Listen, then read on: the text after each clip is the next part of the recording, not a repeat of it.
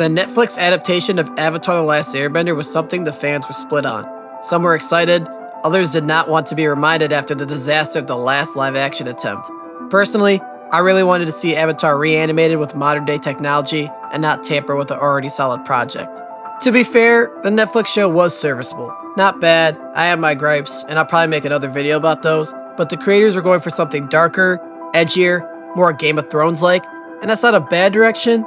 I just think they picked the wrong Avatar. If Netflix really wanted dark backstories, ruthless bending, and brutal action, they already had the perfect source material: The Rise of Kyoshi and The Shadow of Kyoshi. Those books have everything they're looking for, and honestly, it's time they pivot and tell the story of one of the most aggressive avatars in history.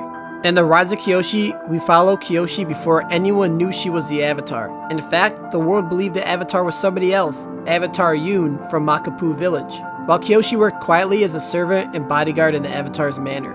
Everything changed when she recited a poem to her mentor and father figure Kelsang, a poem only Avatar Kuruk would have known. Kyoshi kept that revelation to herself for a while until a battle with T'Chaka the Pirate Queen forced her to unleash the Avatar state.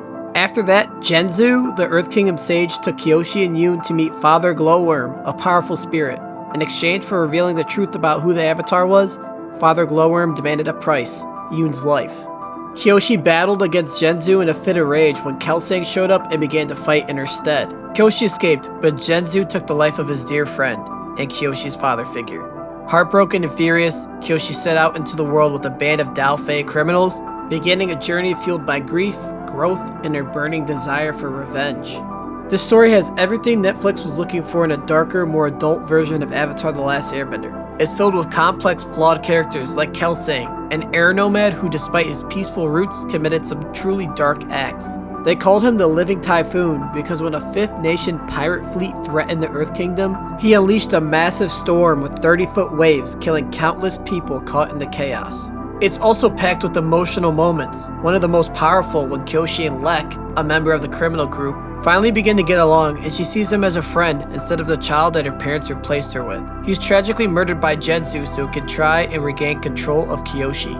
And then there's the bending. The novel's full of incredible bending sequences, like the scene where Kyoshi and Lao Ji are creating a moat around the governor's manor. Lao Ji bent a section of the ground around them, and suddenly the two of them were surfing on a platform of earth while Kyoshi kept shoveling the soil out of the way. A moment that I would love to see CGI'd, but just a glimpse of the incredible action written into the story. If Netflix adapted it, the season finale could be something special. Imagine 2 peak episodes, back to back. First, Kyoshi in a late tide duel against Zhu Ping An, the leader of the Yellownecks, showing off her new bending skills and mastery of the Avatar state. That would roll straight into the finale, her final confrontation with Genzu, where she has to decide if she's ready to finish her revenge once and for all.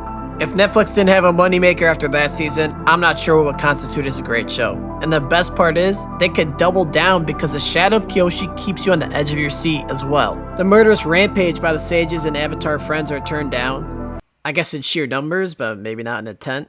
But the Shadow of Kyoshi story is all about building Kyoshi as a character and showing that being the Avatar isn't nearly as glamorous as it looks. She struggles to connect with her past lives, has almost no political experience, and to make matters worse, a very close friend from her past has returned with plans to get revenge on everyone who had wronged him. We see Kyoshi grow, but we also get rich glimpses into the history of avatars before her, like Kuruk and his battles with dark spirits, along with the heavy burdens he carried in silence. The book keeps you turning the pages, leading to a final battle that will have you holding your breath. Bending mastery is on full display as the fighters return to the place where it all began, the Avatar Manor. If this story never gets its own animation or live-action adaptation, I'd tell every Avatar fan to pick up the story. It doesn't just expand the world we already love, it teaches a powerful lesson about friendship, self-control, and pushing through your lowest moments to come out stronger. And that's why I think Netflix should stop trying to make Avatar darker with the wrong story and instead give us The Rise of Kyoshi and The Shadow of Kyoshi. The drama, the bending, the politics, the emotion, it's all there, and it's begging to be brought to life. If you want to experience Kyoshi's story for yourself, I've dropped links to the books down below. Thanks for watching, and if you enjoyed this video, don't forget to hit that like button, subscribe for Avatar content, and let me know in the comments if you'd watch a Kyoshi Netflix series. Until next time, peace.